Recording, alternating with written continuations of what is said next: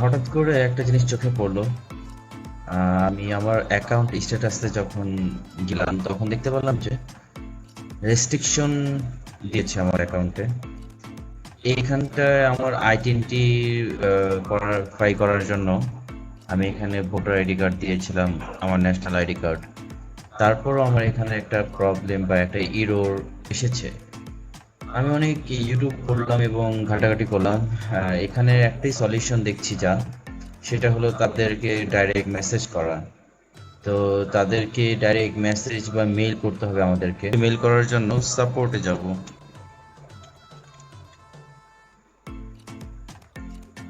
এই যে জায়গাটা আছে আমার অলরেডি, support@fb.com। আমি একটি ফরম্যাট করে রাখছি।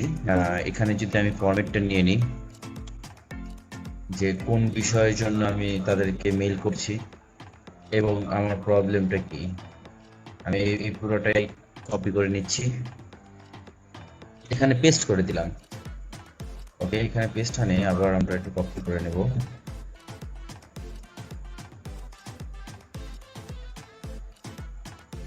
এই জায়গাটা আমরা পেস্ট করে দিলাম। এই জায়গাটা আমাদের পুরো নাম দিতে হবে, আমাদের ভোটার আইডি কার্ডে যে নামটি আছে সেটাই দিতে হবে।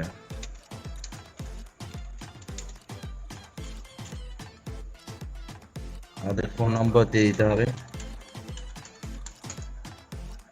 ইমেলটাও দিয়ে দিব আমরা।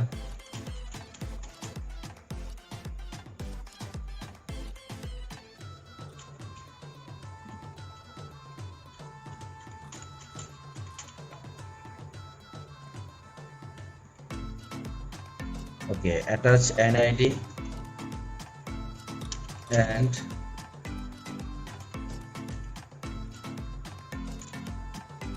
প্রবলেম অ্যাসেস মানে স্ক্রিনশট। ওকে, আমরা অ্যাটাচমেন্টে এসে আহ, কিছু দুইটা জিনিস অ্যাড করব।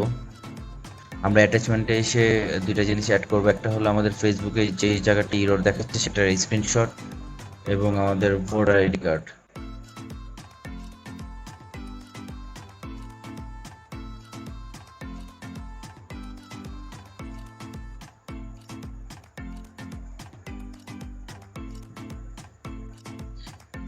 ওকে, এবার আমরা দেখব, একবার তো আমরা মেইল পাঠিয়েছি, এবার আমরা দেখব যে কিভাবে প্রোফাইলের মাধ্যমে আমরা হেল্প সাপোর্টে নক করতে পারি। এর জন্য আমরা মেইন প্রোফাইলে চলে যাব। ওকে, এবার প্রোফাইল পিকচার উপরে ক্লিক করে হেল্প অ্যান্ড সাপোর্ট এখানে ক্লিক করব। তারপর লিখব, লেখা আছে রিপোর্ট এ প্রবলেম, এখানে ক্লিক করব।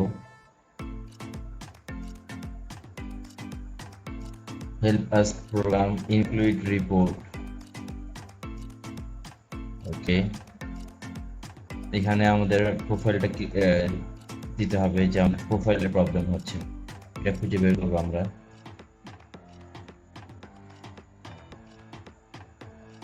প্রোফাইল, ওকে, এবার এখানে লিখবো আমাদের প্রবলেমের কথা। আমরা যে আগে মেসেজ ইমেল করেছি সেটাই আমরা এখানে কপি করে দিব।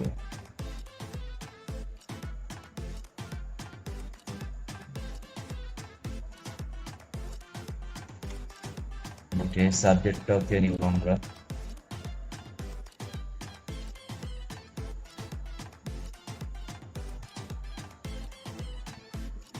এই জায়গাটা আমাদের স্ক্রিনশটটা দিয়ে দিব, যে স্ক্রিনশটটা আমাদের ছিল আগে। ওকে, এখন এই তো আমরা পাঠালাম, আমরা দুইভাবে পাঠালাম, একটা মেইলের মাধ্যমে, একটা আমাদের অ্যাকাউন্টের মাধ্যমে।